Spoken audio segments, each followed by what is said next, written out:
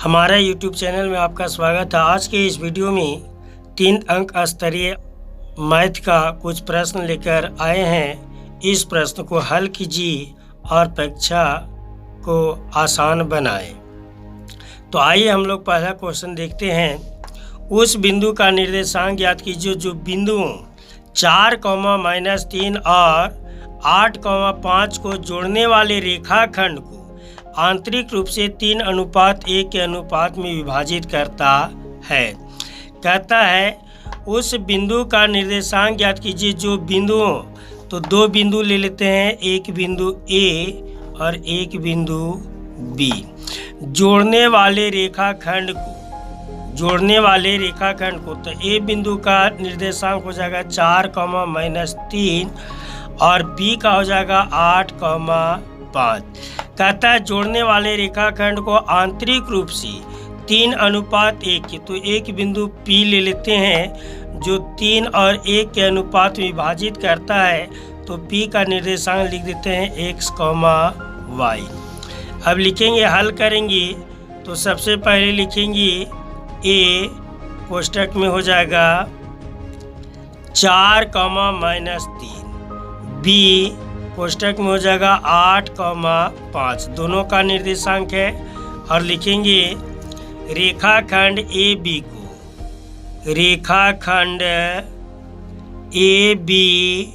को बिंदु P 3:1 के अनुपात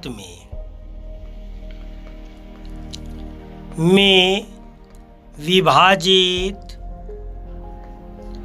करती है। तो M1 बराबर हो जाएगा 3 और M2 बराबर हो जाएगा 1। अब P बिंदु 3:1 के अनुपात में विभाजित करती है, तो अनुपात का सूत्र होता है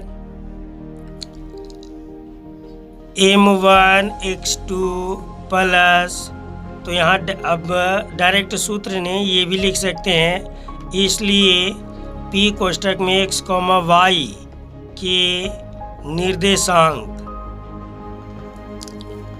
हो जाएगा सूत्र M1:2 प्लस M2:1 बटा M1 प्लस M2,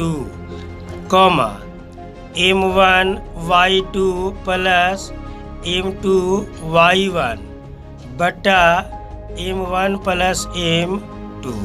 इस पर मान बैठाते जाएंगे, x का इधर से आएगा, y की इधर से आएगा।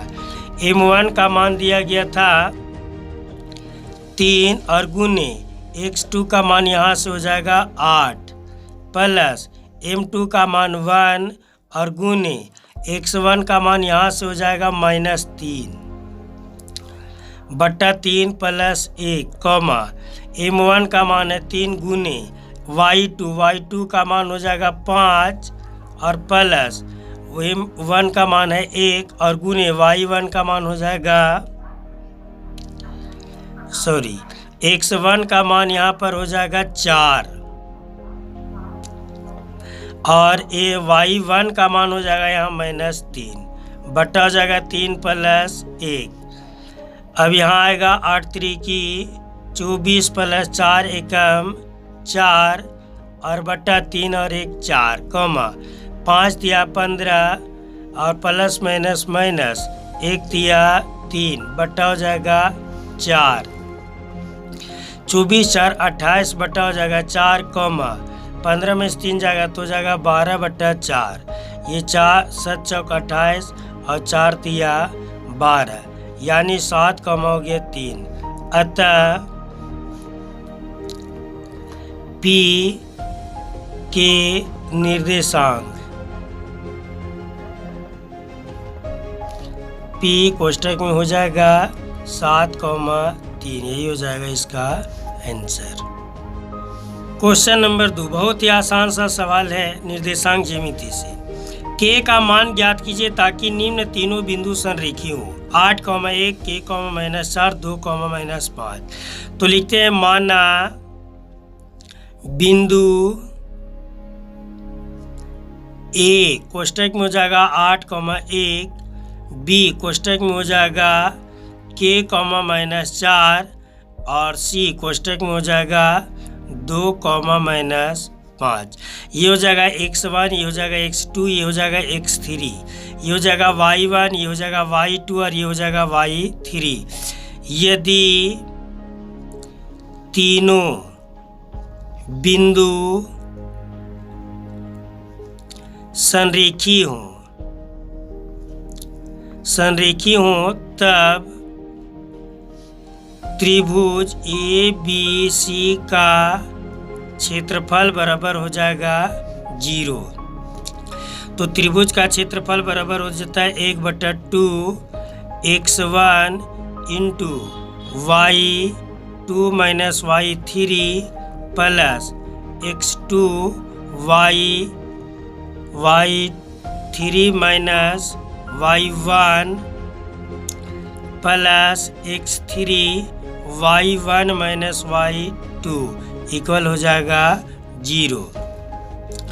अब 1/2 इंटू x1 का मान हो जाएगा 8, y2 का मान हो जाएगा -4 और y3 का मान है -5, तो यहाँ हो जाएगा +5 प्लस x2 का मान हो जाएगा k इंटू y3 का मान हो जाएगा -5 अब माइनस y1 का मान हो जाएगा 1 प्लस x3 का मान हो जाएगा 2 यहाँ से और y1 का मान है 1 और माइनस y2 का मान है -4, तो ये माइनस माइनस प्लस हो जाएगा बराबर हो जाएगा 0।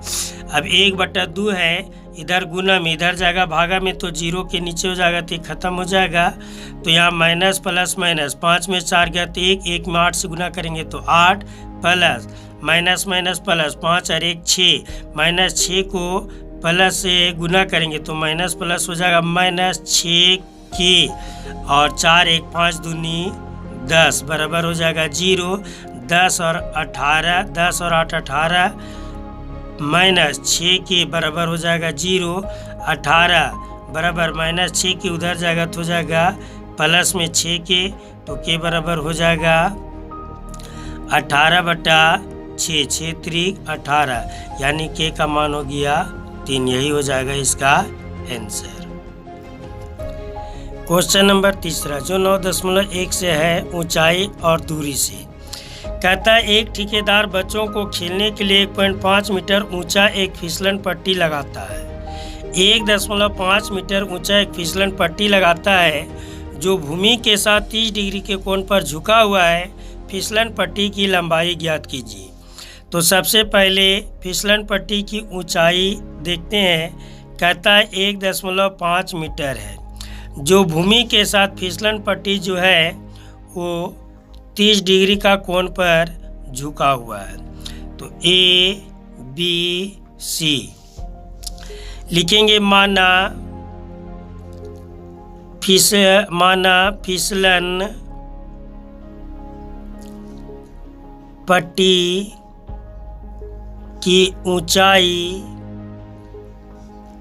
AB बराबर 1.5 मीटर है तथा फिसलन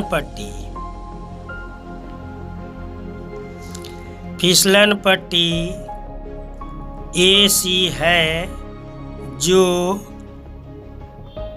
भूमि के साथ 30 डिग्री का कोण बनाती है। तो दिया है AB बराबर 1.5, निकालना एंगल ACB बराबर 30 डिग्री और फिसलन पट्टी की लंबाई। फिसलन पट्टी की लंबाई AC बराबर क्वेश्चन मार्क। तो त्रिभुज ABC में एक ऊंचाई दिया गया है 1.5 और निकालना है AC, यानी ये P हो जाएगा, ये H हो जाएगा। तो लिखेंगे AB बट्टा AC बराबर साइन थीटा। तो ए बी का मान दिया गया 1.5 और ए सी का मान नहीं दिया गया है, तो हो जाएगा साइन 30 डिग्री। 1.5 बट्टा ए सी बराबर साइन 30 डिग्री का मान हो जाता है 1/2। कैसे गुना कर देंगे, तो ए सी में 1 से गुना करेंगे तो ए सी बराबर 1.5 से गुना करेंगे 2 से तो हो जाएगा 3, यानी फिसलन पट्टी की लंबाई, फिसलन पट्टी की लंबाई ए सी बराबर 3 मीटर हो जाएगा इसका आंसर। यहाँ गुना में ध्यान देना, 1.5 को 3 से गुना करेंगे तो 3.0 आएगा, 0 का वैल्यू नहीं है इसलिए 3 मीटर ही लिखा गया है। क्वेश्चन नंबर 4 बहुत ही आसान सा सवाल त्रिकोणमिति से है। यदि साइन 3a बराबर कॉस a माइनस 26 हो, जहाँ 3 एक न्यून कोण है, तो a का मान ज्ञात कीजिए। तो हल करेंगे, लिखेंगे साइन 3a बराबर कॉस a माइनस 26। साइन के बदले साइन 3a के बदले लिखेंगे कॉस 90 डिग्री माइनस 3a बराबर कॉस a माइनस 26। तो कॉस और कॉस कट जाएगा तो बचेगा 90 माइनस 3a बराबर a माइनस 26। तो 90 माइनस 26 से इधर आ जाएगा तो जाएगा, चाहे इधर करते हैं तो माइनस 3a और प्लस a है तो जाएगा माइनस a बराबर माइनस 26 और प्लस 90 उधर जाएगा तो माइनस 90। तो माइनस माइनस प्लस 3a और 1a 4a माइनस 4a बराबर 606 और 9 2 11, यानी ये भी माइनस में। तो a बराबर माइनस माइनस समाप्त हो जाएगा, तो a बराबर हो जाएगा 116/4, 4 दूनी 8, 3 बचेगा 36, 9 चौक 36, यानी a बराबर हो गया 29 आंसर। क्वेश्चन नंबर 5 रचना से है, बहुत ही आसान है। 5 सेंटीमीटर, 6 सेंटीमीटर और 7 सेंटीमीटर भुजाओं वाले एक त्रिभुज की रचना कीजिए और फिर इसके समरूप एक अन्य त्रिभुज की रचना कीजिए जिसकी भुजाएं दी हुई त्रिभुज की संगत भुजाओं की 7/5 गुनी हो। तो भुजा का मान दिया गया है 5 सेंटीमीटर, 6 सेंटीमीटर, 7 सेंटीमीटर। इसमें से 3 में से कोई एक पहले मान ले लेते हैं। तो मान के चलिए पहले 6 सेंटीमीटर ले लेते हैं। तो ए बी एक भुजा ले लेना है 6 सेंटीमीटर का, जो इंच की सहायता से लेना। आप जब भी बनाएंगे तो इंच की सहायता से बनाएंगे।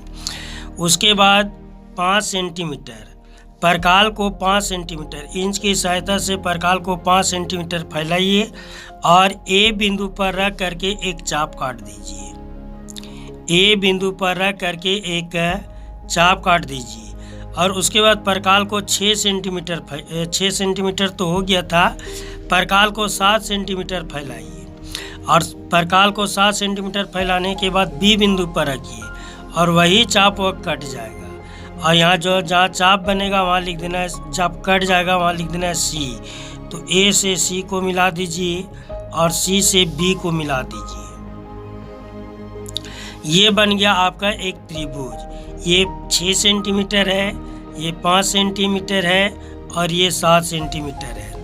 अब कहता है कि इसके समरूप एक अन्य त्रिभुज की रचना कीजिए जिसकी भुजाएं दी हुई त्रिभुज की संगत भुजाओं की 7/5। तो 7/5 में बड़ा कौन है, तो 7 है। तो नीचे एक ए बिंदु से एक न्यून कोण खींचेंगी जो लगभग परकाल को 1 सेंटीमीटर बना करके ए बिंदु से इसे 7 बराबर भागों में काट देंगे।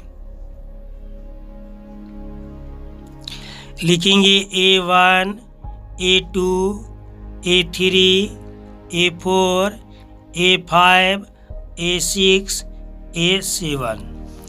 अब A7 तक लिखने के बाद यहाँ ध्यान देना कि बट्टा में यहाँ 5 है, तो सबसे पहले A5 को B से मिला दीजिए। A5 को B से मिला देंगे, A5 बिंदु को B से मिला देंगे। अब कुछ नहीं करना है, A बिंदु पर परकाल के नोक को रखेंगे और एक चाप काटेंगे और वही चाप A7 से काटेंगे, A7 बिंदु पर रख करके। A5 पर परकाल के नोक को रखेंगे और एक चाप काटेंगे, उसी तरह A7 पर परकाल के नोक को रखेंगे और एक चाप काटेंगे और चाप को फिर माप देंगे और माप करके यहाँ से इसको ऐसे काट देंगे और इसे एक रेखा जाएगा। तो इस रेखा को आगे आपको बढ़ा देना है।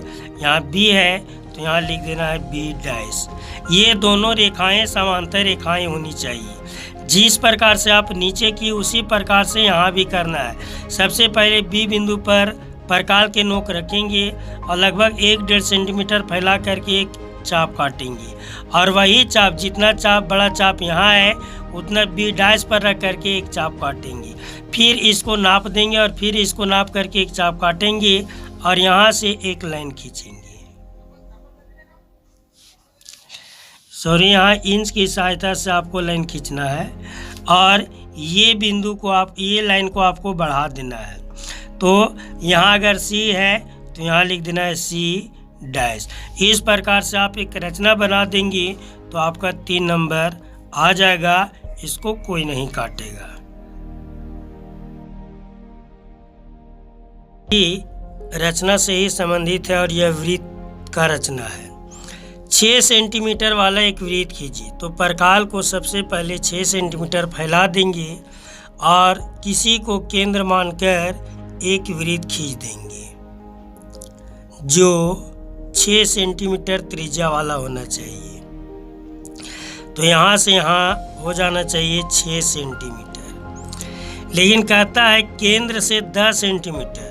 तो केंद्र से 10 सेंटीमीटर, 6 सेंटीमीटर है, 4 सेंटीमीटर और आपको बढ़ा देना है। तो यहाँ लिख देते हैं O, यहाँ लिख देते हैं A। अब O से A कितना सेंटीमीटर हो गया? 10 सेंटीमीटर। परकाल को O बिंदु पर रखेंगे और आधा से अधिक फैलाएंगे, एक चाप काटेंगे और यहाँ ऊपर भी एक चाप काटेंगे O से और एक नीचे भी काटेंगे। B बिंदु पर भी रखेंगे, एक चाप यहाँ काटेंगे और एक चाप यहाँ काटेंगे, तो ये अंदर कटेगा। अब यहाँ से इसको डॉट डॉट से मिला देते हैं तो OA लाइन को ये डिवाइड कर देता है। तो यहाँ लिख देते हैं B बिंदु। अब परकाल के नोक को B बिंदु पर रखिए और कटफिल्सिन के नोक को ले जाइए A बिंदु पर और O बिंदु पर, दोनों बिंदु पर मिलाएंगे तो ये सेम हो जाएगा और यहाँ पर परकाल के नोक रख करके एक वृत्त खींच देना है जो A और O बिंदु से होते हुए जाएगा। अब यहाँ A बिंदु है, वृत्त और वृत्त जहाँ टच करता है एक जगह लिख दीजिए P और एक जगह लिख दीजिए Q। अब A से P तक एक लाइन खींचिए और P से A तक लाइन, A से Q तक एक लाइन और A से P तक, ये दोनों रेखा आपका स्पर्श रेखा हो जाएगा। क्वेश्चन नंबर 7 जो प्रायिकता से है और बहुत ही आसान है।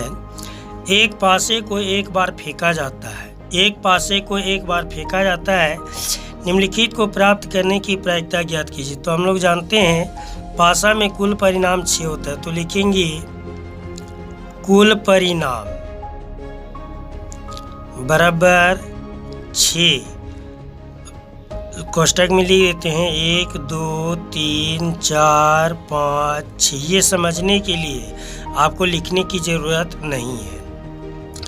पहला में कहता 5 से बड़ी एक संख्या, तो 5 से बड़ी एक संख्या की संख्या बराबर, तो 5 से बड़ी संख्या एक 6 है, तो यहाँ हो जाएगा इसकी संख्या 1। अब प्रायिकता बराबर हो जाएगा 1 बटा कुल परिणाम है 6, यानी एक आंसर आ गया। दूसरा नंबर में कहता है एक सम संख्या, तो एक सम संख्या की संख्या बराबर, तो सम संख्या आएगा 2 4 6 यानी 3। तो प्रायिकता इसका हो जाएगा बराबर, संभावित परिणाम आया 3 और कुल परिणाम है 6। 3 एकम 3 दूनी 6 यानी 1/2 आंसर। और तीसरा नंबर में कहता है एक भाज्य संख्या, तो एक भाज्य संख्या की संख्या बराबर, तो भाज्य संख्या यानी जिसमें भागा लगता है 4 और एक 6 है, तो इसकी संख्या हो गया 2। तो प्रायिकता हो जाएगा बराबर 2/6, 2 एकम 2 तिया 6 यानी 1/3। ये हो जाएगा इसका आंसर।